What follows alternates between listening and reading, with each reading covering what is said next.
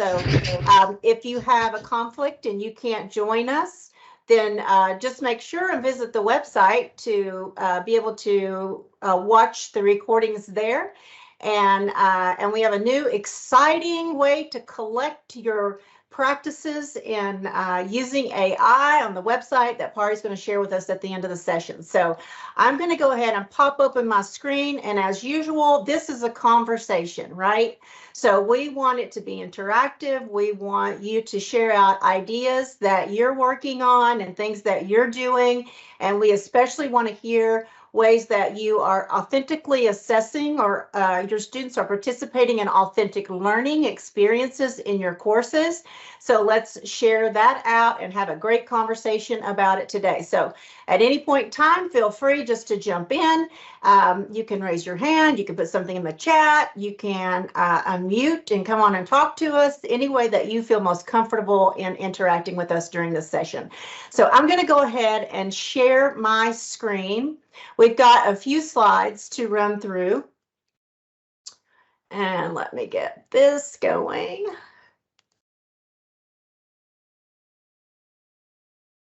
Okay, great. So hopefully everyone can see my screen. Looks good. Perfect. Thank you so much. Okay, so we're going to talk about authentic assessment today. So as many of you know, Sarah and I come from the world of competency-based education, and authentic assessment is one of the main principles in that space. And so this is something that we work with very often, and you may be working with it as well.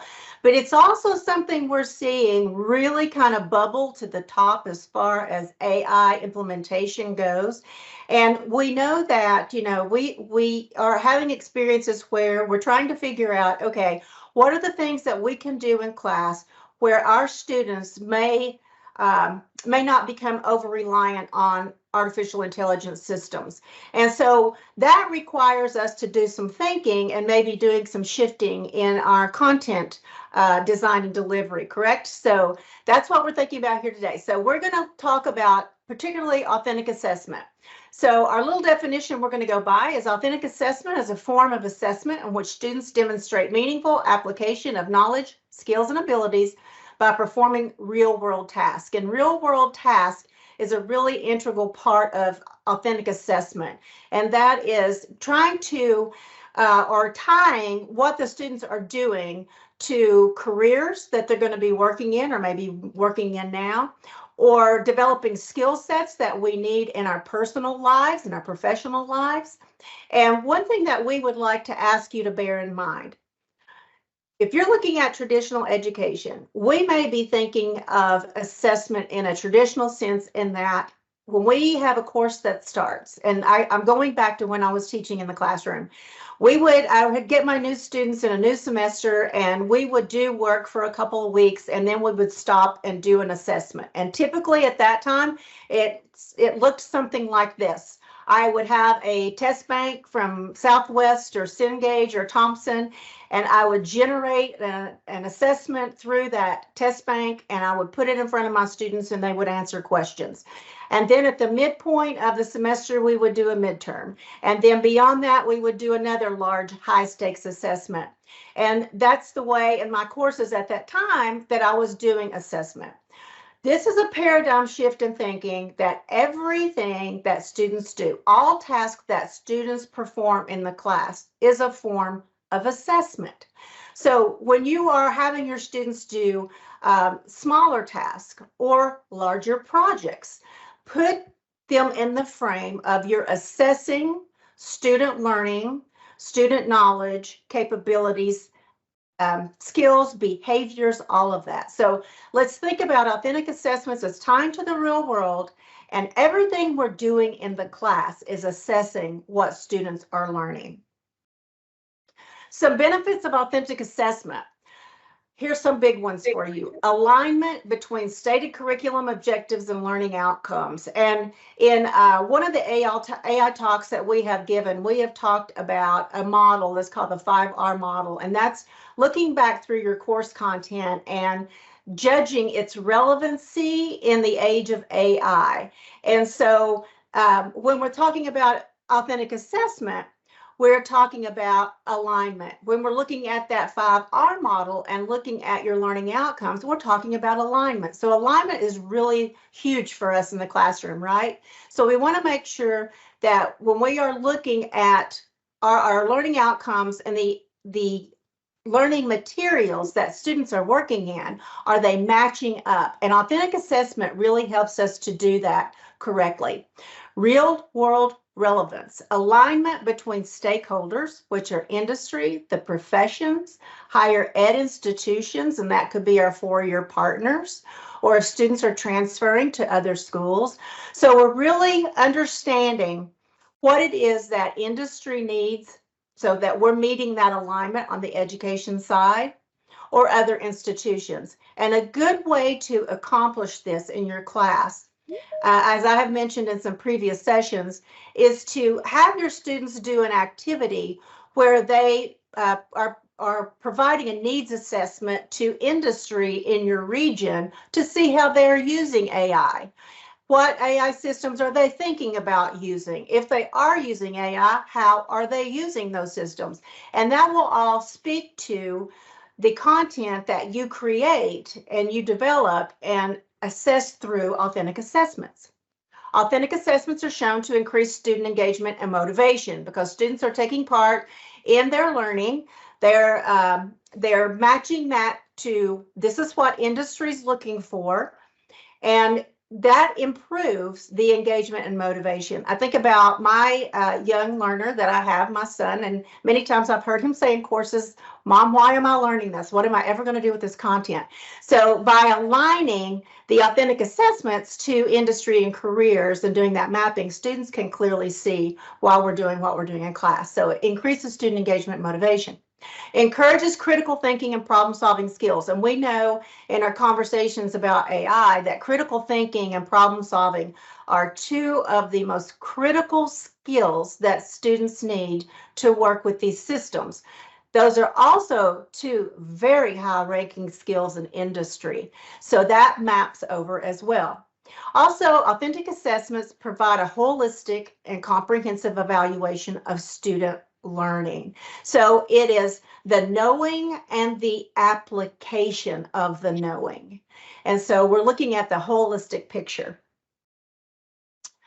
So we want to talk about how are we going to use authentic assessment in our courses. So maybe we need to evaluate that course content. So that would be, in light of these AI systems, are there new competencies and skills that my learners need in the discipline that they are going to follow? How do we discover those? And that's going to be done through research, right? And a lot of that research can be accomplished online. It can be accomplished through these AI systems. They can collaborate with you and help you determine that. And also those relationships that you're building outside of your classes. So that would be industry and the professions. So looking at what your course content, what are the competencies and skills found in there now, and figuring out, am I aligning in this age of AI? So evaluating course content, determining a plan of action. So thinking about this question, how can I seamlessly integrate the knowing and learning in my class with the doing? So bearing that in mind, we're going to look today at some ways you can use AI to generate some authentic assessments for your courses. So elements of authentic assessments, there are 3. And you're going to see the word transparent listed in each one of these. And that means that the student clearly understands what is happening in each one of these steps. So step 1, when you're developing an authentic assessment, the element is having clear learning outcomes. List the knowledge, skills, and abilities you intend for students to learn as a result of completing a task. So you might think of it this way. It might be in completing a task. It could be in completing a chapter. It could be in completing your course, or completing a program, right? Or completing a credential. It goes all the way up. So what are those clear learning outcomes? And again, we're going to test those against AI systems, and we're going to figure out, is what we're doing with our learning outcomes relevant? Students should have a clear handle on what those learning outcomes mean and what they look like within your courses or your program. Step 2 is developing clear, transparent competencies and skill sets. And I'm going to show you an example of what I do when I'm designing an authentic assessment using an AI and have it determine for me the competencies and skills that it's pulling out of the activity that we're creating. So we are designing these authentic tasks. A performance task could be that requires the students to demonstrate skills and knowledge. Lots of times when we're working in CBE space, we hear people say, well, CBE is really focused on skills development. It's also holistic. CBE is very holistic. So this model fits very beautifully with what we do in that space. So again, it's designing your task that require your skills to demonstrate skills and knowledge.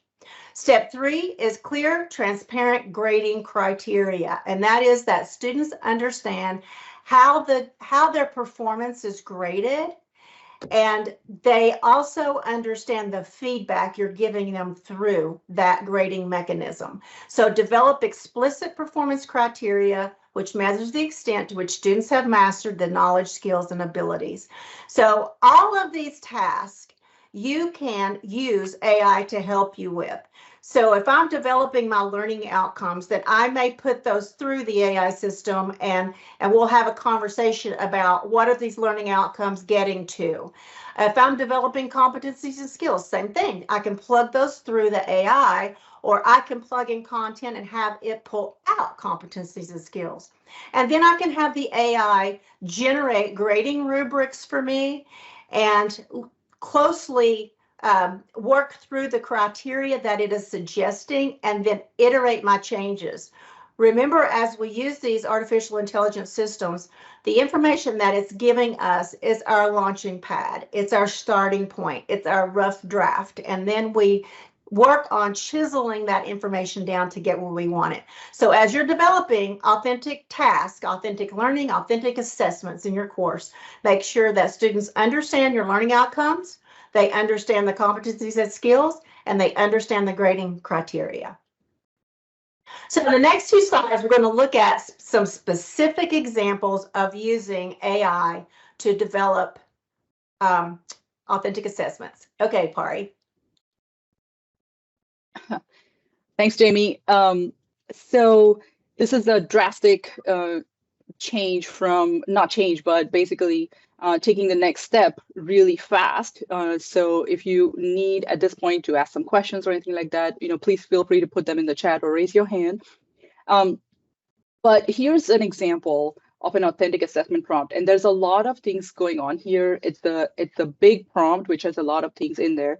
But basically what we are trying to say is we work with these AI tools. So it could be ChatGPT, it could be Bard, it could be anything that you use to experiment, to do your own experimentation. And we are going to work with these tools to come up with authentic assessments as a first draft that we can use in order to then start creating those authentic assessments in courses. So the prompt basically says tells the AI tool that you are an expert faculty proficient in developing authentic assessments. So give them that persona and enable students to develop and exhibit their learning. And as you can see, we have you can just plug and play how many authentic assessments you need. So you can say create 2 authentic assessments for this is my grade level of my students, and this is the subject for my students studying this particular topic. And then you are giving it some criteria of inclusions. You are trying to specify to the AI tool saying that the assessment task should emphasize real-world applications. So we bridge the gap between what we are teaching and what the industry is needing. You want them to do complex tasks and allow them to use varied response formats and meaningful feedback. And you're also telling the AI tool that the assessment should engage students and effectively demonstrate their learning, as well as enhance their skills and understanding of the subject in meaningful ways. Now, I wish I could say that I came up with this, but I didn't. The AI for Education site has a library of such prompts, and this is a prompt that we took and sort of massaged it for higher education. So what that could look like, Jamie, can you go to the next slide, please? Yes. Thank you. Before we actually run that prompt, we can keep in mind that you can include or exclude specifications. So, for example, you can say that you please include specific types of assessments, depending on what the topic is, what the students or desired outcomes are, as Jamie mentioned.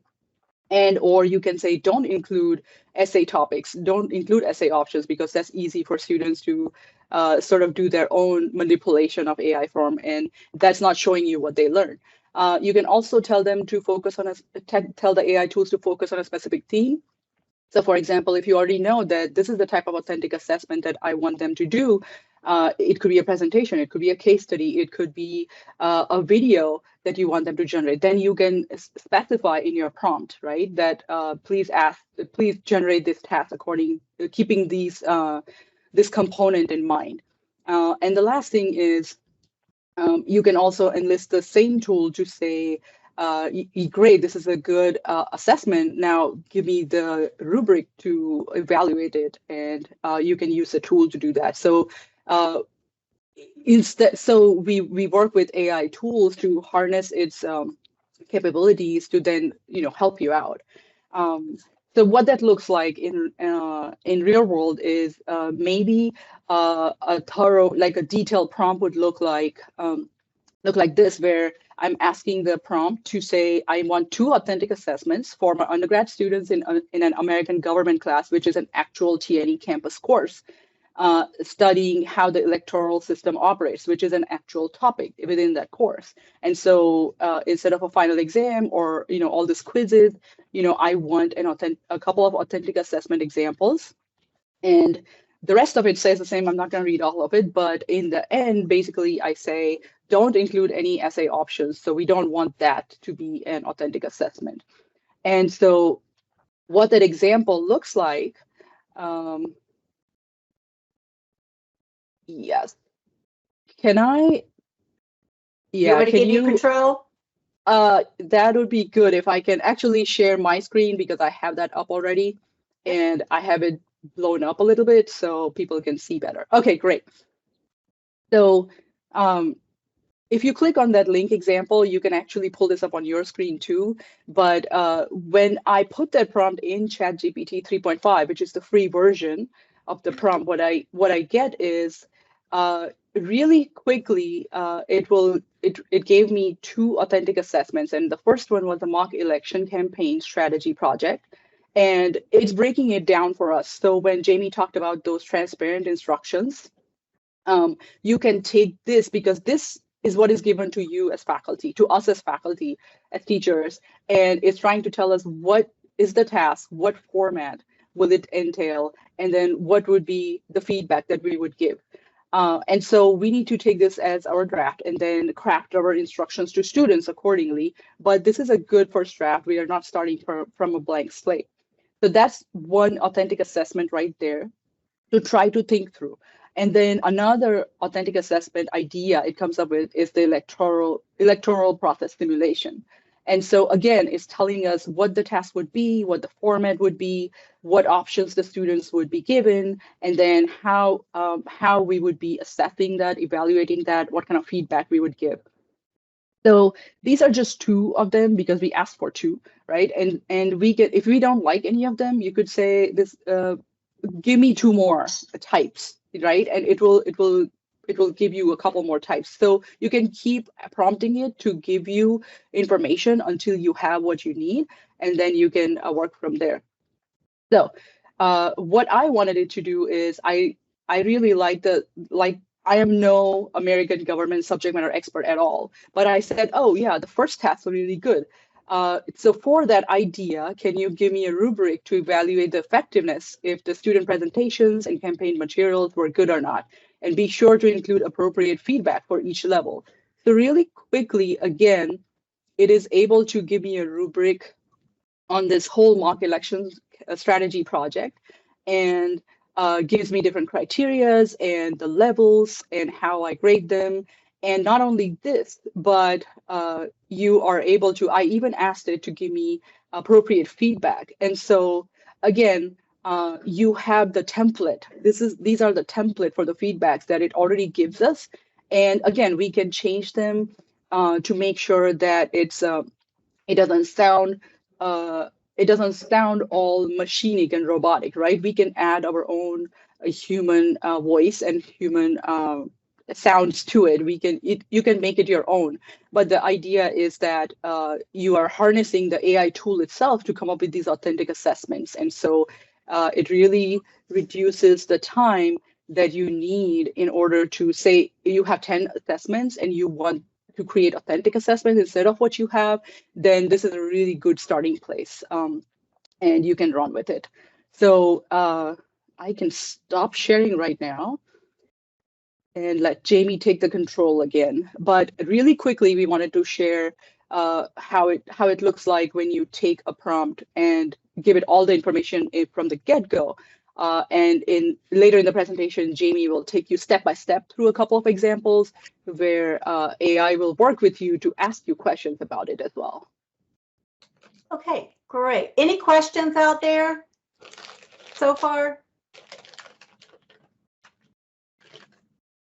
Okay, so Pari did a great job of a very thorough prompt, and I want to show you some examples of going from a more basic standpoint. So if you've not done a lot of prompt crafting, it really doesn't matter. These systems will walk you through a set of questions to guide you through. So I want to show you just some examples of what I came up with just playing around with ChatGPT.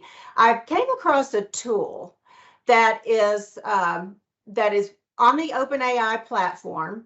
You have to be in version 4, which is the paid version, to access this tool. Now, I'm going to do the exact same process using ChatGPT 3.5, so you are not at any disadvantage if you are not using 4. But this first link goes to what is called an Assessment Builder GPT. So many of you have probably heard that everyone out there, it seems like, in the world are building their own GPTs. So you can go on an OpenAI and follow a set of tutorials, and you can generate your own GPT and train it on the content you want to train it on. So a group of individuals put together one that is just for building assessments. And so I'm going to access that this example. I've also linked the link that goes to Assessment Builder GPT, and it's going to go into GPT-4. So if you have that paid account, then you can get to this link. All right, so let me click on this, and I just used a history prompt. And so again, I'm thinking from the most basic standpoint. So my prompt was, I need an authentic assessment. That was the first one. And it came back. And so since I'm in this Assessment Builder GPT, it knows that I'm wanting to build some type of assessment, right? So if I were in the just 3.5 version, then I may need to specify that I need an assessment. But I've said that here, so it's going to pick up on that when I go to 3.5 anyway. So Assessment Builder is telling me it would love to build an assessment for me. So here are some things it needs to know from me. The subject level of the course. I gave it no, I didn't give it the content area yet. So the subject level of the course, that's what we're looking at here, sorry. The learning objectives I want to assess, any specific content or themes within the course I'm focusing on, preferences for the type of assessment. Do I want it to be project-based? Do I want a case study? Do I want a simulation? And it's telling me the more detail I can provide, the more it will tailor my assessment. So I came back and I said, okay, it's a history course, intermediate level. Here's my learning objective. What foundational concepts we're going to think about the past? How do we analyze historical change? So I just grabbed these off of a history website and put them in there, course site, and it came back and it said, okay, so here we go. Here are 3 ideas for an authentic assessment. So first is a historical case study analysis. Now, let's say I wanted to go through this case study analysis. I could then turn around and have the GPT suggest case studies or produce case studies for me. I could do a comparative history project, and I believe this is actually the one I went with. So 2 distinct historical periods and compare and contrast them. Or I can do a digital history presentation. So those are 3 ideas. Let's say I'm like, okay, well, that's not really what I want to do. I would just say again. Again is the word that I just put in, and it will generate 3 more for me. So it's asking me, what would I like to choose? And so I said, okay, I want to do number 2, which is the comparative project. And I want it to suggest 2 distinct historical events for me. So it comes back and it gives me the project, and it suggests 2 historical events.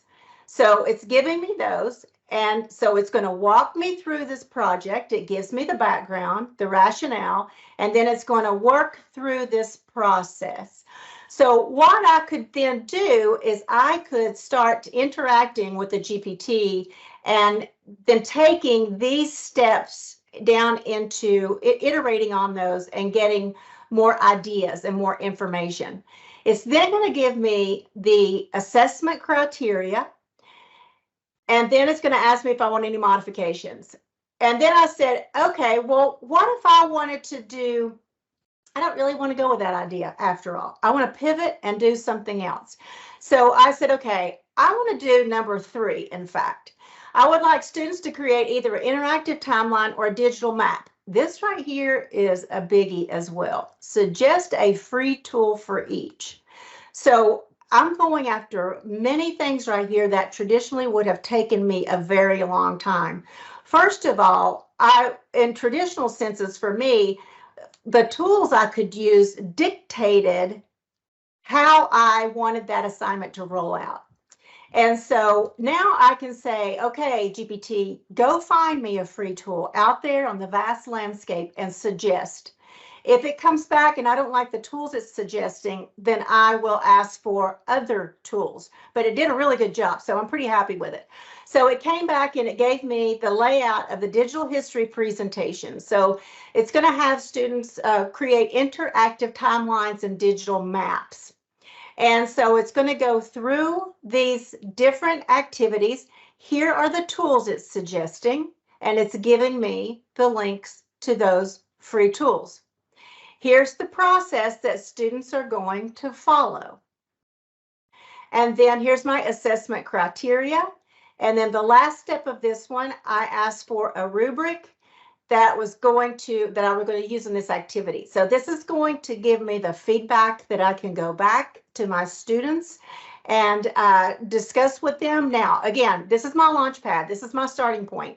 But to be able to get the activity, the free tools, and the rubric here, and I did specify the number of points that this activity was going to be worth, and it broke down the rubric for that. This is invaluable, and it's very quick at how I can have this achieved. You saw how quickly when Pari was feeding information into the system, how quickly it was then generating that content. So it's really quickly that this happens, and when we compare that to the traditional sense, if I wanted to start out and do these types of activities, it would take a huge amount of time to think them through, and then maybe feed that content off someone else and see what do you think, and then go and start chiseling and figuring out what exactly they're going to do, what tools they're going to use.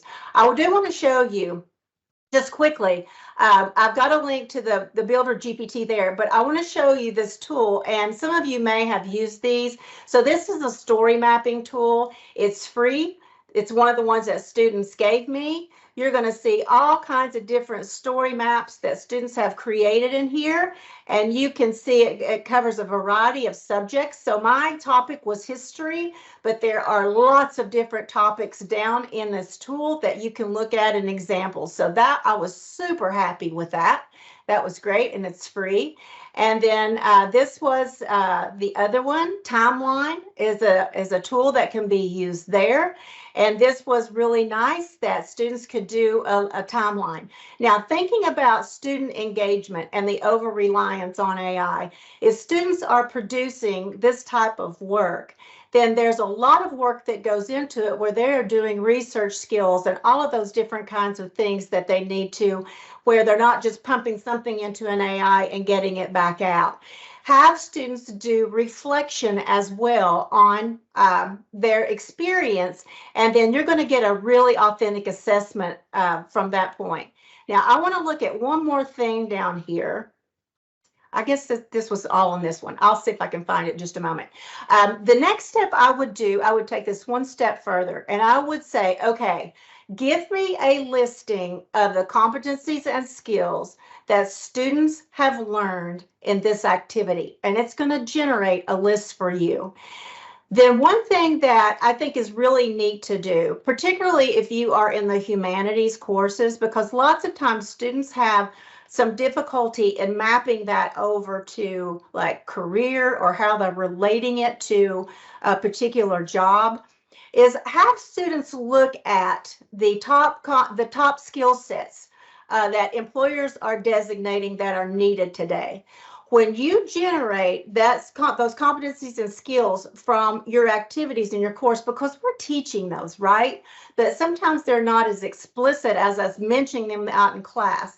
And so have the GPT then pull those out for you and then talk to students about those. So you're learning critical thinking here. You're learning time management. You're honing those communication skills. So they know, okay, this is what I'm taking from this assignment. This is adding to my toolkit, my skill set. And then they can understand how it relates. The second example here is using ChatGPT. Now, that first one went straight to that assessment tool. This was just straight into 3.5. And again, I said, I need an authentic assessment. Okay, so it's understanding I'm assessing. So it came back and said, great. So I'm starting super basic, and it's going to ask me a set of questions. And so I'm going to start looking at the questions. Now, do I have to answer every single one of these questions? No. I have run prompts where I've hit 2 or 3, and then I just start iterating my prompt working down. Now, if I go ahead and answer these questions, and it's not like a thorough answer, you can give it just a little bit for each question that it's asking, and it can start to generate very easily for you. So it's asking me, what type of assessment do I want? So here it's asking me for project-based, performance-based, portfolio, etc. So I'm going to come back and I'm going to say, okay, this is a sociology course, social problems. It's for sophomores. Here's my learning outcome. I would like an option for online and one for in-person. You could say online asynchronous if you want to, or it could be online synchronous. I need to generate criteria for assessment, and I need this activity completed in 90 minutes. I can say, well, however long that would be. So if it's going over multiple class periods, I would say it's going to be completed over 3 class periods, and the class period is X minutes each. So I'm going to give it that amount of information. It's going to come back and tell me, okay, here's my online performance-based activity. So it's giving me a virtual debate on social problems versus personal troubles.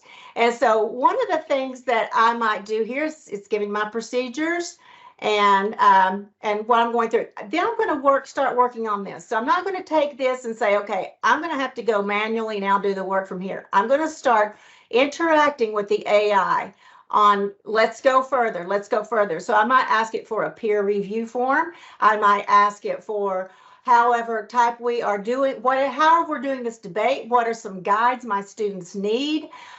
Maybe there's note cards, etc. However I want to set that up.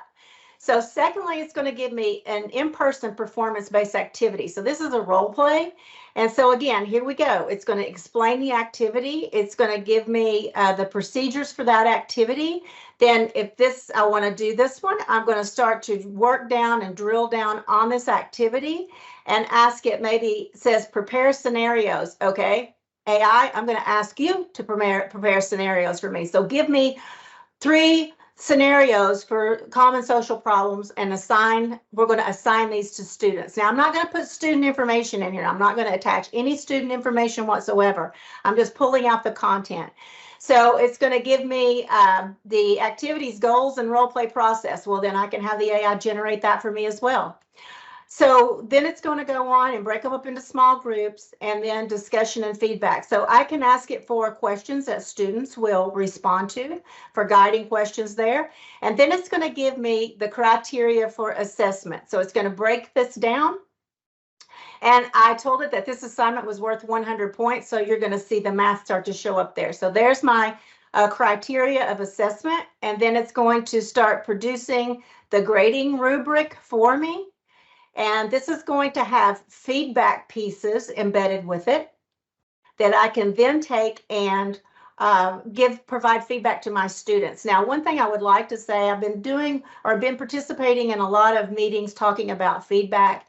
And one of the really main important points you hear over and over is don't take the feedback out of these systems and let it replace you, the instructor. So make sure that you've got that good balance. And we want to make sure that we're using these systems in a healthy way for us too as instructors. So take this as a starting point and then use it to personalize the pathway for your student. So we've got reflection and insight on down.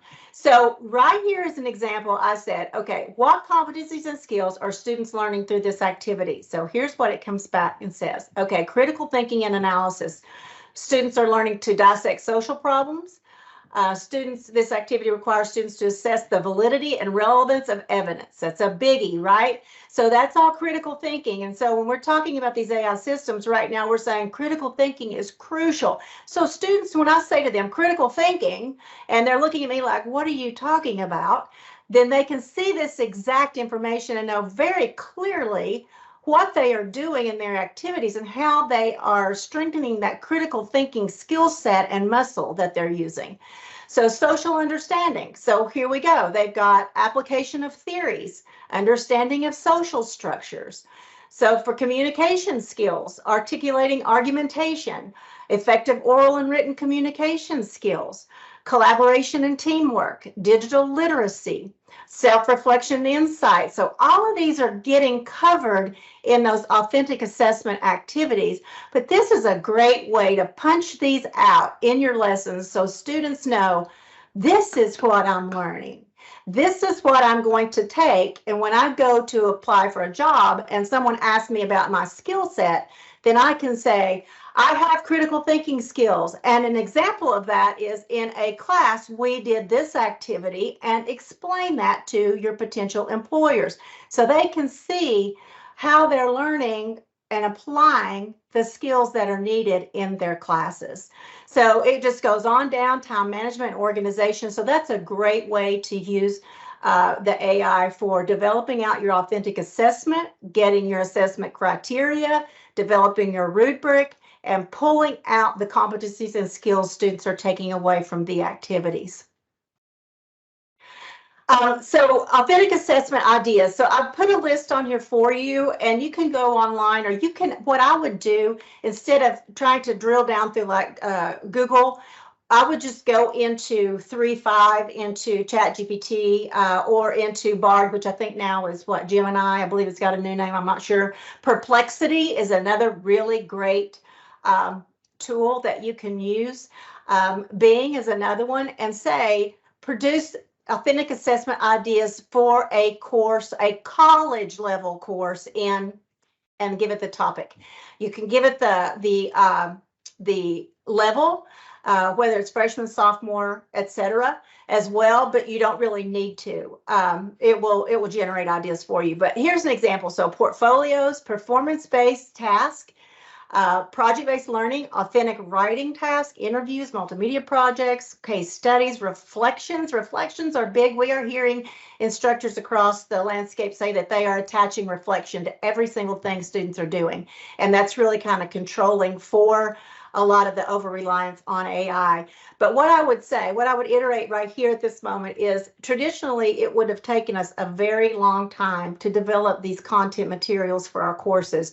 But using these artificial intelligence systems, we can generate these tasks very quickly. So once you then pull those assessment ideas or task ideas out, then work with the AI to have it generate that task or that assignment for you or the project.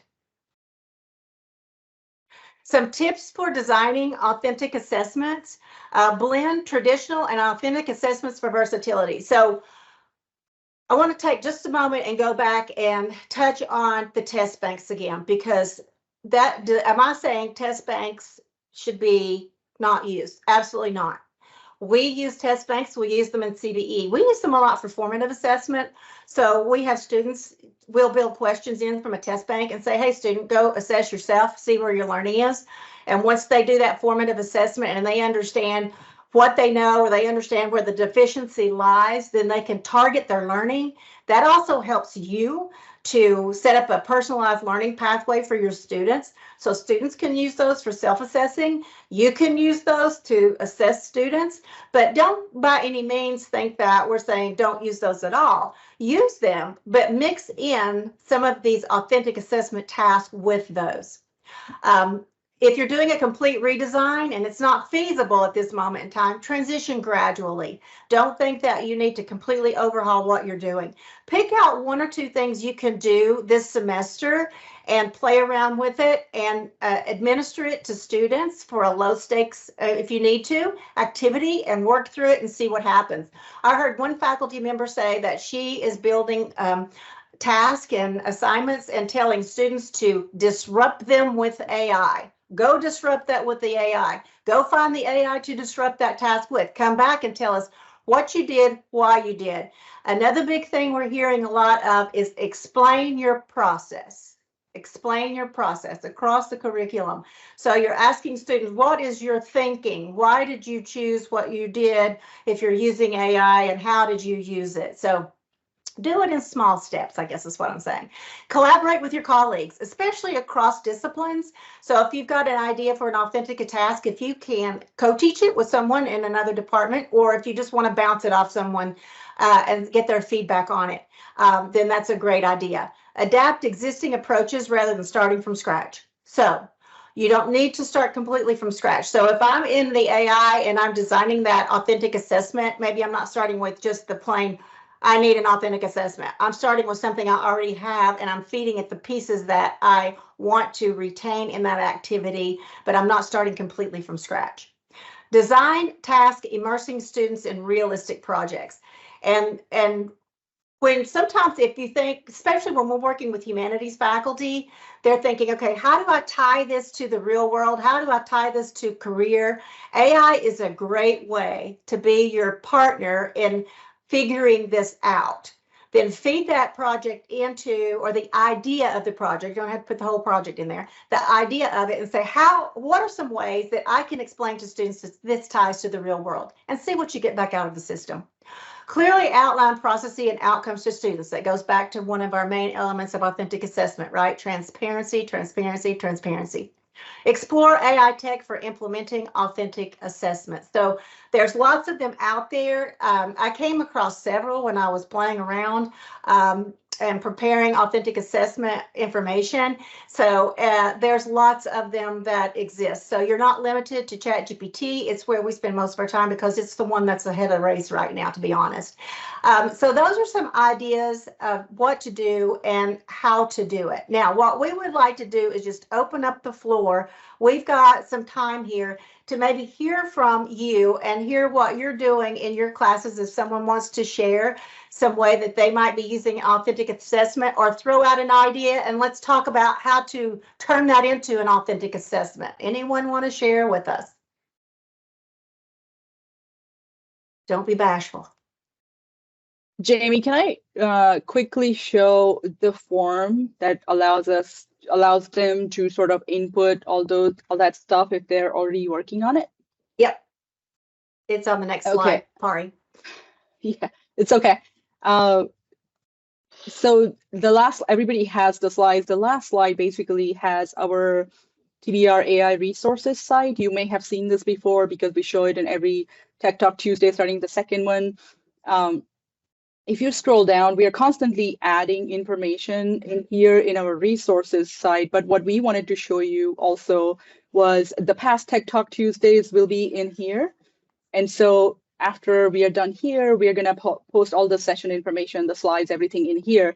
But the second thing I wanted to show you was we have added this particular resource, which is how are you using AI in teaching and learning? Share your ideas.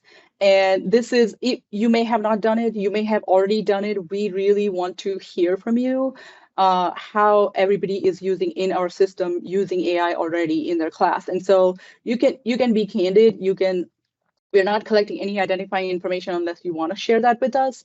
If you want to, we would like to see the institution or school you're from in the department, just so we can start mapping out the trends there.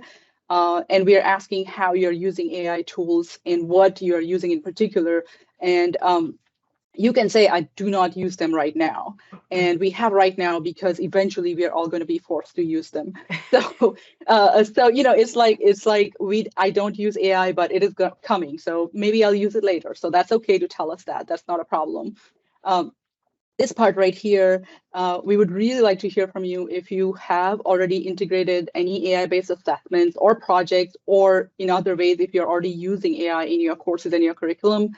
And you can just, give us a bunch of text and details on how you do that. And we would love it if you would like to share those artifacts so other people can learn. We can learn from you. We might even, have you come do these tech talks with us, because, what better way for other people to learn than from their peers, right?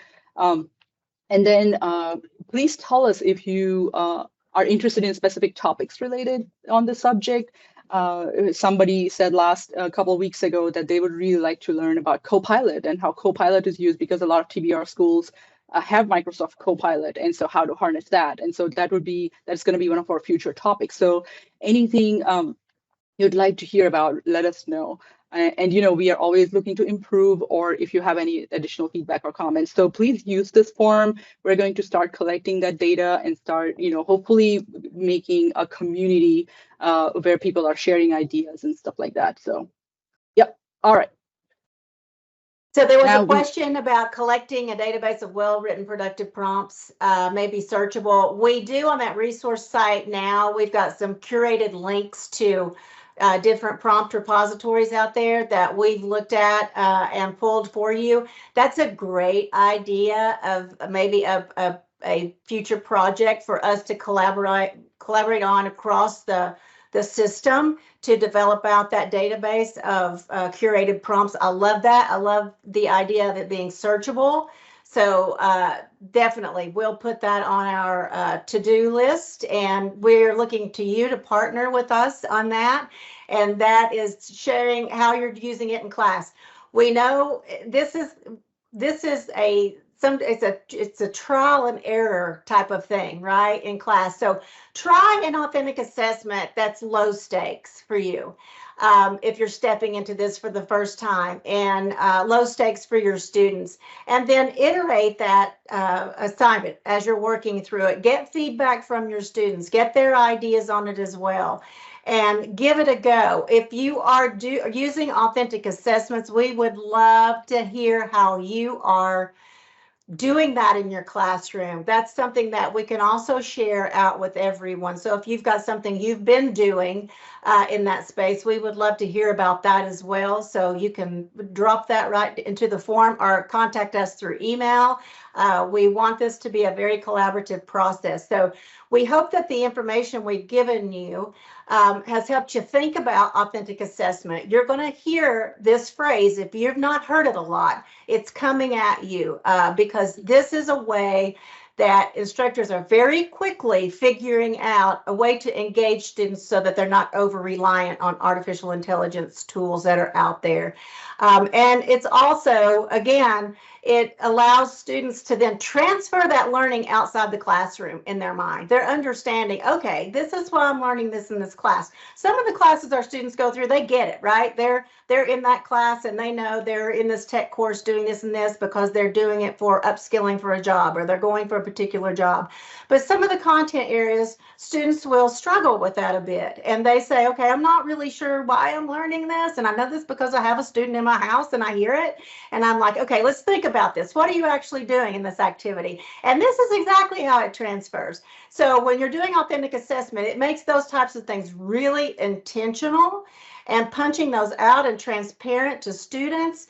And I think you're going to find that you're going to love this new modality if you've not done it before. And if you've done it, then make sure that you're sharing with your colleagues and with us how you're doing it, because we want to know about that.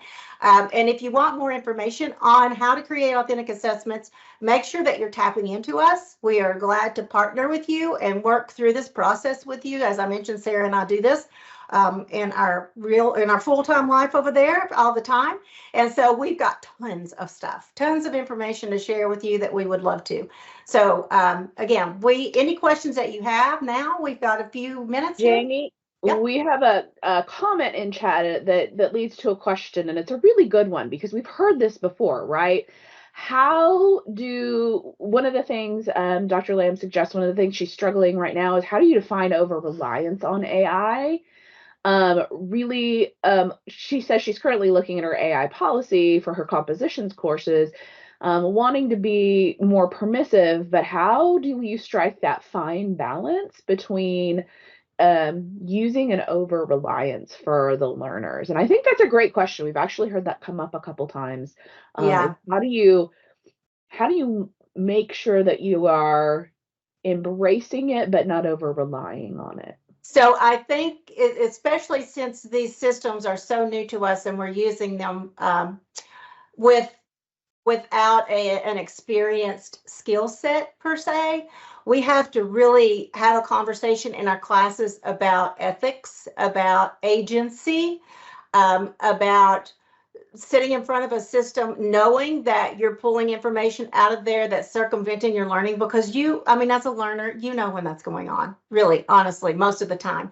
But I do think, Carrie, that it is a conversation that every single one of us should be having with our students in our classrooms about, okay, here are these systems. Here are the possibilities with these systems. How can I use this? And how can I learn this skill set without giving up my agency? Mm-hmm. And that's what it's going to be. And it's being very transparent and knowing that we're learning this as we go. We don't have the benefit of looking back at history and saying, oh, well, hindsight, da, da, da, da. We're learning it in real time, right? And so I think those conversations and looking at what other people are doing and what we're doing right now, talking about it, is very helpful in understanding. But yeah, I think that you're spot on something that's really important right now. And that is going to take you looking through a lens at your assignments in your course and saying, do I need to maybe tweak these to where I'm somewhat controlling for the over-reliance on AI? What can be done from our content editing perspective and design to control for that? Also partnering with having that responsible use conversation with the adults that are in our classes. Yeah. And I think one of the things that I have heard in a couple places, when you're thinking about what does over-reliance look like, that also makes me think, how are we really helping the students understand what AI can do and teaching them to critically think about the stuff we're getting out of these systems? And so building in an opportunity for students to learn, whether it's put this prompt into AI. Now let's critically analyze it. Let's get feedback. Let's figure out if that's right. Let's do the research on what we're getting. So students in real time, not only are they understanding what they get, but they're understanding why they can't rely on it as much for the long term, for those assignments, that they're really understanding what they're getting. And I think that demonstration sometimes is a great way for students to be like, okay, well, I put this prompt in and I got this response, but why is this right? Why is this not right? What's good about it? What's bad about it? What can you build on? And if I was actually going to do this for my assignment, how would I redo it? So I think some ways that we can even push that critical thinking, not just having the conversations, but also pushing the actual usage of it to understand when it's coming out, might be some great ways also to help students realize they can't, this isn't the answer doesn't come out of AI. It's a start. It's really a brainstorming tool. Right. It's a collaborative partner, and Sarah, you're all over it. And that's just that reflection, that reflection piece, and having those honest conversations about the power of these systems and how to use them responsibly. because they're going to be using them. I mean, it's here to stay. It's just like Pari said, it's coming to all of a class near you, right? Mhm. And so, you know, businesses are adopting them very quickly. So it's just learning how to responsibly consume these tools. It is a centuries calculator. That's for sure. This Absolutely. generation's internet. Yes, for sure. Any other questions, comments? Sarah, I'm going to let you wrap us up. All right. Well, first of all, thank you all for taking time with us today. We always appreciate the conversation. We are always looking forward to this time for us to learn together.